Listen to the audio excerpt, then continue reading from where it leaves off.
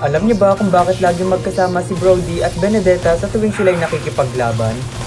Magjowa nga ba sila?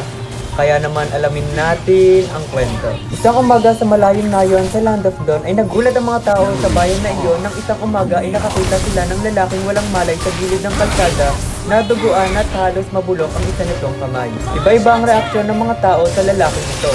Marami ang naaawa dahil sa sinapit nito at karamihan naman ay natatakot dahil sa unang beses pa lang nila nakita ang lalaki at nababalot pa ito ng mga dugo.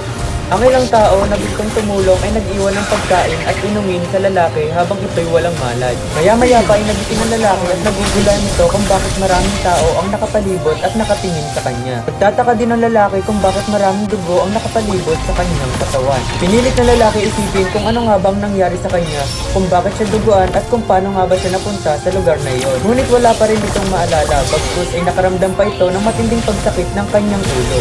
Nanatili ang lalaki sa lugar ng ilan pang araw at ang mga tao ay natatakot pa rin sa kanya. At ang ilan naman ay nagbibigay pa rin ng pagkain sa tuwing ito'y natutulog. Isang gabi ay nakarinig ang lalaki ng boses ng matanda na humihingi ng tulong. Kaya naman dali-dali itong nagtungo doon upang saklolohan ito. Nakita ng lalaki ang isang matanda na hinahabol ng mga blood demon at balak itong patayin. Nakita din naman ng mga blood demon ang lalaki, ngunit hindi nila ito pinansin dahil payat ito at mukhang nanghihina. Sa oras na iyon ay biglang sumakit ang ulo ng lalaki at naalala nito ang kanyang pangalan.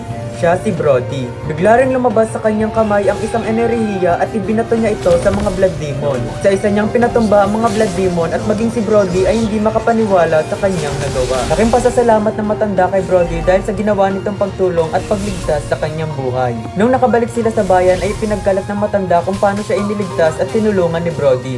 At Oblivion doesn't grant you peace.